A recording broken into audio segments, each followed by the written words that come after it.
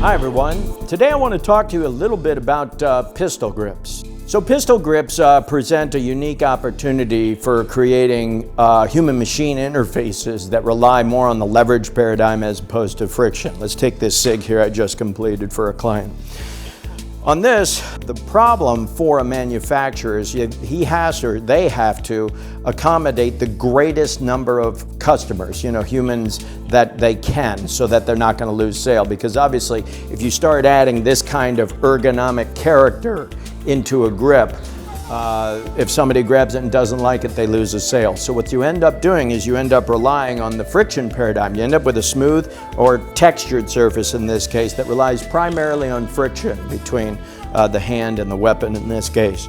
And that requires you to squeeze. Now, obviously you want to squeeze when you're discharging the weapon, but for the sense of feedback that you're getting, you remember when you're drawing your weapon, you want it to be basically as intuitive as possible. And in other words, like pointing a finger. And the way you get that is you increase the surface contact area between your hand and the weapon. And then of course, on the force side, proprioception, what you want to do is you want to have as much leveraging surfaces as possible. The wing on this side is a maximum wing where basically the whole inside surface of the hand, and oh, by the way, that's where the nerve runs, so that when you draw the weapon, the trigger is always going to be in the same place. You're not going to be down here, you're not going to be up here. You know where your is, you know where your finger is in relation to the trigger. And that's always going to be in the exact same spot when you've got this indexing surface here, I call it a wing, for doing that. Now, muzzle rise. Muzzle rise is a whole different animal. What we've got in this case is a leveraging surface on this side, because with this thinner eminence and a thumb, you've got a pretty strong downward force that can be introduced to the equation. However, on this SIG, this being a metal surface, what I would like to do is rough it up to increase the surface area and the mechanical grip, and drill a couple holes in there so when the Persona grip material drops into it, it's pegged and it's not going to go anywhere. I didn't discuss that with the client, so I didn't drill it. That means I had to get a little bit more creative on how I can use the other fingers to help prevent its muzzle rise. Now, compared to this Glock that I carry, which is a Gen 1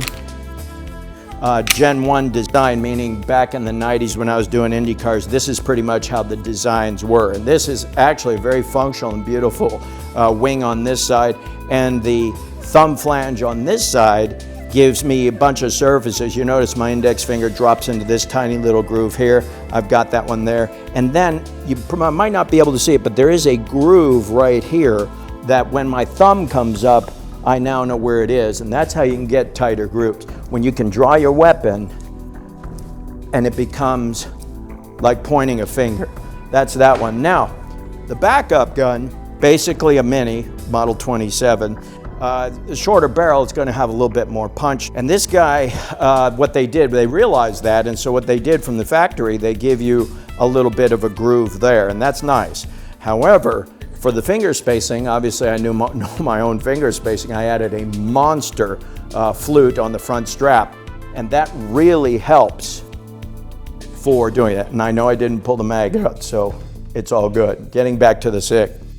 What I did was I saw where the fingers now get introduced to the left side of the grip surface, and I carried the thumb flange down along that so that at least the middle finger and ring finger have, now watch, if I pull my thumb out of the equation and I try to add muzzle rise there, I've got a downward surface here and a downward surface here and here that the fingers lock into to prevent muzzle rise, and of course a huge thumb flange on that side.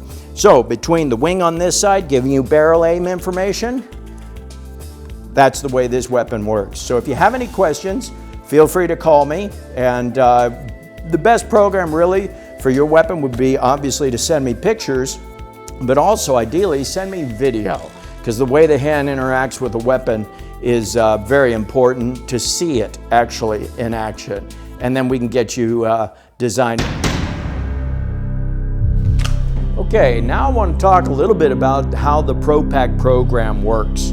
Generally speaking, it's designed to encourage you to modify the grip that I send back to you.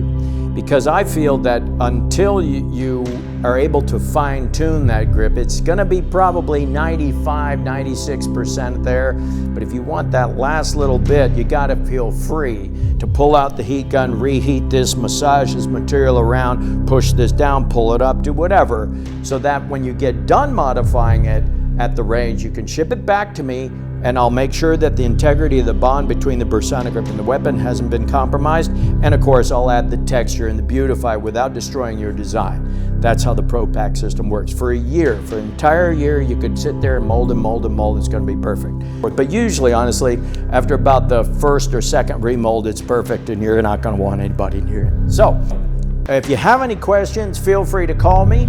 And as always, be safe out there. And don't forget to subscribe.